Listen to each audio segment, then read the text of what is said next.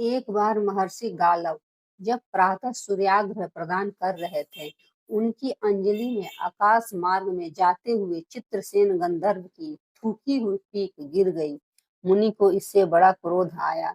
वे उन्हें साप देना ही चाहते थे कि उन्हें अपने तपोनाश का ध्यान आ गया और वे रुक गए। उन्होंने जाकर भगवान श्री कृष्ण से फरियाद की। श्याम सुंदर तो ब्राह्मण देव ठहरे ही झट प्रतिज्ञा कर ली 24 घंटे के भीतर चित्रसेन का वध कर देने की। ऋषि को पूर्ण संतुष्ट करने के लिए उन्होंने माता देवकी तथा महर्षि के चरणों की शपथ ले ली। गालो गालव जी अभी लौटे ही थे कि देवर्षि नारद वीणा झंकारते हुए गए। भगवान ने उनका स्वागत किया, आतिथ्य किया। शांत होने पर नारद जी ने कहा, प्रभु आप तो परमानंद कंद कहे जाते हैं। आपके दर्शन से लोग विषाद मुक्त हो जाते हैं, पर पता नहीं क्यों आज आपके मुख कमल पर विषाद की रेखा दिख रही है। इस पर श्याम सुंदर ने गालव जी के सारे प्रसंग को सुनाकर अपनी प्रतिज्ञा सुनाई। अब नारद जी को कैसा चैन आनंद आ गया। झटपट चले और पहुंचे चित्रसेन के पास। चित्रसेन भी उनके चरणों में गिर अपनी कुंडली आदि लाकर ग्रह दशा पूछने लगे। नारद जी ने कहा, अरे तुम यह सब क्या पूछ रहे हो? तुम्हारा अंतकाल निकट आ पहुंचा है, अपना कल्याण चाहते हो तो बस कुछ दान पुण्य कर लो। 24 घंटे में श्री कृष्ण ने तुम्हें मार डालने की प्रतिज्ञा कर ली है। अब तो बेचारा गंधर्व घबराया, वह इधर उधर दौड़ने लगा।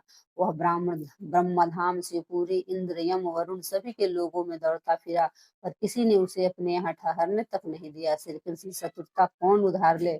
अब बेचारा गंधर्व राज अपनी रोती पीटती स्त्रियों के साथ है, नारद जी की ही शरण में आया। नारद जी दयालु तो ठहरे ही, बोले अच्छा यमुना तट पर चलो। वहां जाकर एक स्थान को दिखाकर कहा, आज आधी रात को यहाँ एक स्त्री आएगी, उस समय तुम ऊंचे स्वर में विलाप करते रहना, वह तो स्त्री तुम्हें बचा लेगी। पर ध्यान रखना, जब तक वह तुम्हारे कष्ट दूर कर देने की प्रतिज्ञा न कर ले, तब तक तुम अपने कष्ट का कारण भूल कर भी मत बताना। नारद जी भी विचित्र ठहरे। एक ओर तो चित्रसेन को यह समझाया, दूसरी ओर पहुंच गए अर्जुन के महल में सुभद्रा के पास। उससे बोला, सुभद्रे आज का पर्व बड़ा ही महत्वपूर्ण है। आज आधी रात को यमुना स्नान करने तथा दीन की रक्षा करने से अच्छे पुण्य की प्राप्ति होती है। आधी रात को सुभद्रा अपनी एक दो सहेलियों के साथ यमुना स्थान को पहुंची। वहां उन्हें रोने की आवाज सुनाई पड़ी। नारद जी ने दीनों द्वार का महात्म्य बतला ही रखा था। सुभद्रा ने सोचा, चलो अच्छे पुण्य लूट ही लूं। वे तुरंत उधर गई तो चित्रसेन रोता मिला।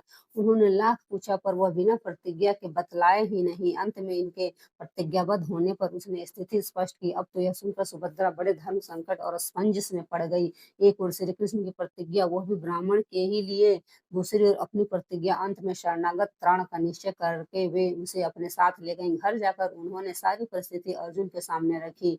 अर्जुन ने सुभद्रा को सांत्वना दी और कहा कि तुम्हारी प्रतिज्ञा पूरी होगी। नारद जी ने इधर यह सब ठीक कर लिया। तब द्वारका पहुंचे और श्री कृष्ण से कह दिया कि महाराज, अर्जुन ने चित्रसेन को आश्रय दे रखा है, इसलिए आप सोच विचार कर ही युद्ध के लिए चले। भगवान ने कहा, नारद जी एक बार आप मेरी ओर से अर्जुन को समझा कर लौटाने की चेष्टा करके तो देखिए।